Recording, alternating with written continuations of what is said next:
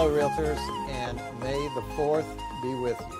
Welcome to the SCR Update, your go-to holocron for what's happening in the real estate galaxy and how it impacts your business. This is episode 391. Today is May the 4th, and as always, I'm your real estate Jedi Master, Nick Cremita, CEO of the South Carolina Realtors. So grab your coffee or your blue milk, and let's jump to light speed because we've got a lot to cover this week. There's been a massive disturbance in the force across South Carolina and the entire U.S. The real estate company consolidation race has hit hyperdrive, with Real and Remax making a massive announcement last week. Meanwhile, the South Carolina governor's race is in full swing.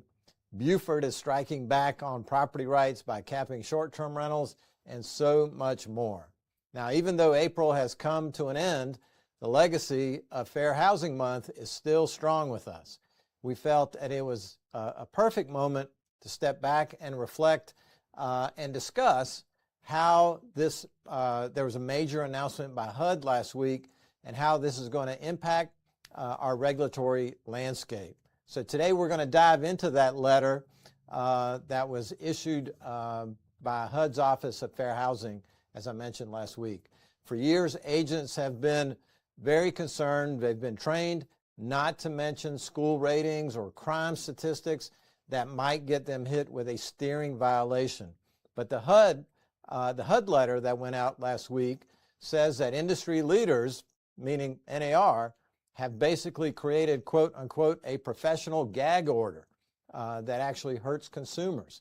NAR, of course, has some thoughts on that. NAR is certainly focused on risk mitigation, preventing lawsuits for our members, while the current administration at HUD is focused on information transparency. So as realtors, you will need to balance the two. You have to shift your mindset from being a source of information to being a conduit of information. And I'll explain the difference there here in just a second. Remember, you aren't the expert on crime or schools. You are the professional who knows where the expert data lives. So let's see how this kind of plays out in your business. The most effective way to balance these is to never speak on the data yourself. If you summarize it, you own it. And so when someone asks you, hey, is this a good school system? If you summarize, if you interject your own opinion on whether that school is a good or a bad school, you own those remarks. If you link to it instead, the source owns it. Link to the South Carolina Department of Education's school grade report. The South Carolina Department of Education owns that data. You don't own it. You provide the link. You provide the source. So you, in order to be consistent, in order to comply with fair housing rules and the Realtor Code of Ethics, the SCR legal team recommends creating a resource digital packet. So instead of answering questions off the fly, off the cuff, you have a standardized packet of information, a PDF, an email, or link that you list and send to every client. Now, it satisfies HUD by allowing you to provide data, and it satisfies NAR by ensuring you aren't interpreting the data or showing any bias. Consistency here is the first, consistency here is the best rule, and it's usually the first casualty of a busy schedule.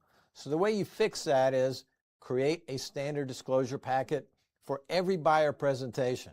If providing crime maps and school portals is part of your CRM or onboarding process, just like you do with lead-based paint disclosure, for example, you don't have to decide who needs the info. Everybody gets it. Consistency in your presentations. Make sure that you have a ready response.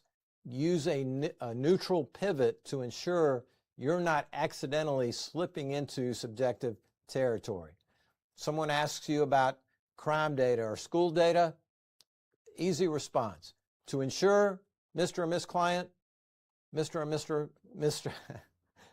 Mrs. Client, to ensure that you have the most accurate and objective information, I provide all of my clients with the official municipal data sources for crime and school performance.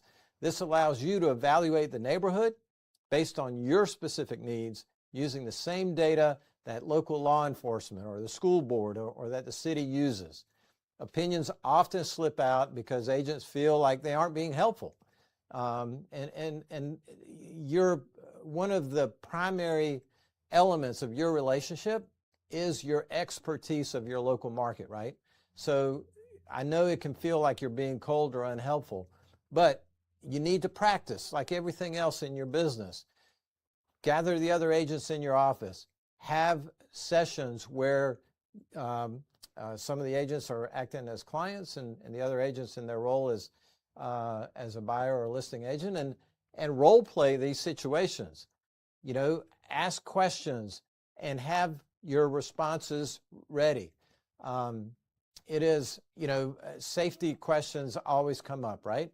And a great response for a safety question is, Mr. and Mrs. Client, I completely understand that safety is a top priority for your family.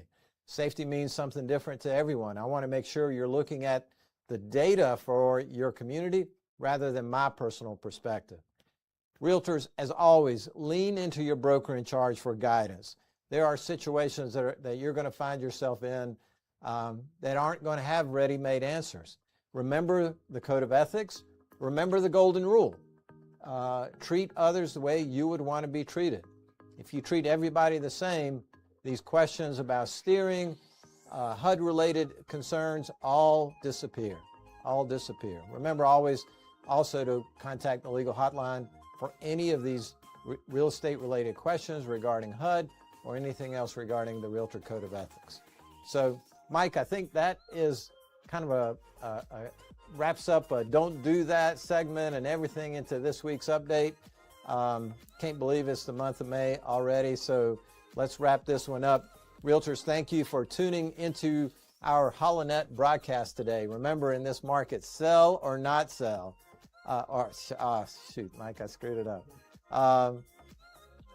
All of my Star Wars puns are catching up to me here. So, all right, let's back up. Remember, realtors, in this market, sell or sell not. There is no try. If you enjoyed today's episode, don't fly solo.